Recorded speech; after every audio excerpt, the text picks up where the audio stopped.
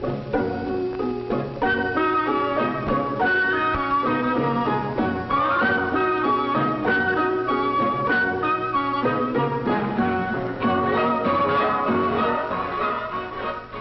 is the foundation of our daily meals. It's the #1 food on the tables of people all over the world. And very good reason. It's the most economical source of the elements needed to provide energy and help build strong bodies. It is wholesome, tasty, and although man doth not live by bread alone, without it a meal seems incomplete. Formerly, most bread was made in the home, but it took experience and a lot of hard work to turn out good bread every time. The housewife usually gave a sigh of relief when her efforts were successful. Today, the baking industry has taken over a good part of the job of providing America's daily bread and other bakery products. The industry produces over $2 billion worth of baked foods per year. It employs more than 300,000 persons in a wide variety of jobs, calling for various degrees of skill and knowledge.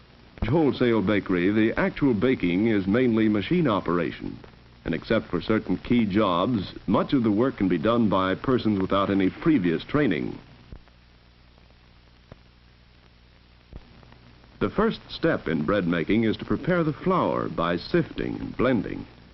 The other ingredients, such as sugar, yeast, shortening, milk, and salt, are weighed or measured carefully according to set formulas.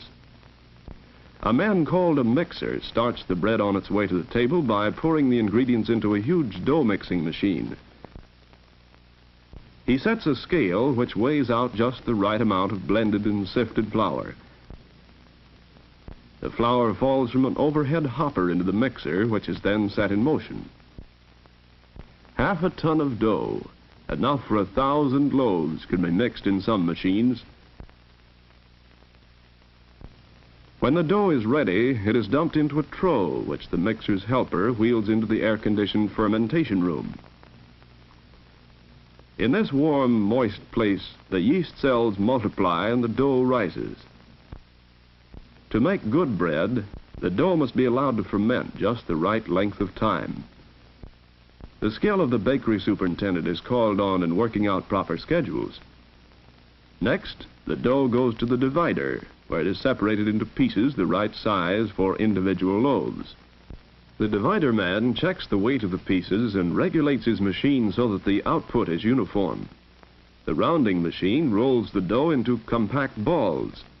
These travel slowly for a time on an endless belt in an air-conditioned cabinet or overhead proofer. This gives the dough a chance to rise again. Then the pieces are fed into the molder, which flattens them and rolls each one up into the proper shape for the pans. The pieces are delivered to men known as panners, who place them in greased bake pans. The pan racker puts the pans on racks, which go into a proof box, where further rising, called proofing, takes place. Here, too, temperature, humidity, and time must be carefully controlled. Then the bread is ready for baking. The oven loader sets the pans on the moving steel belt or hearth, which carries the bread slowly through the oven, where it can be observed through windows.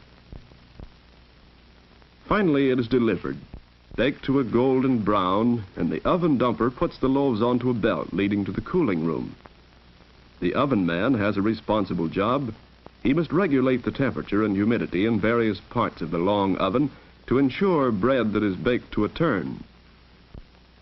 After cooling, the loaves go into a slicing and wrapping machine. Its razor-sharp blades slice about 40 loaves a minute. The machine does all the work, but the operator must watch it closely to see that everything goes smoothly. The wrapping end of the machine, too, is completely automatic.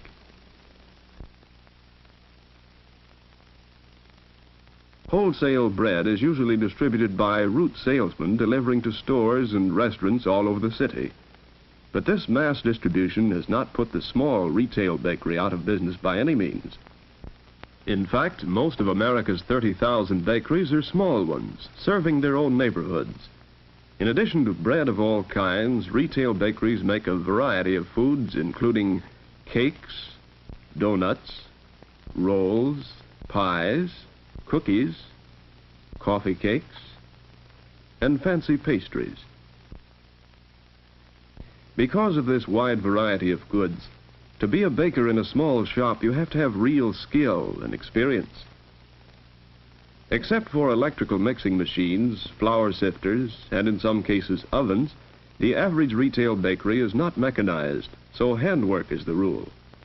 1 minute you may be getting a batch of cookies ready for the oven, and soon after be making pies or cakes.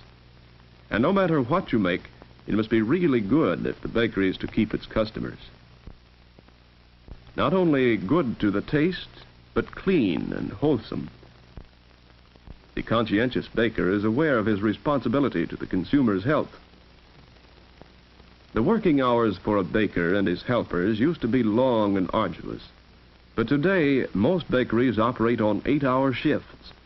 But a baker must be in good physical condition, for some bakeries are warm places, especially in the summertime. Bakers usually learn their trade as helpers or by contracting as apprentices.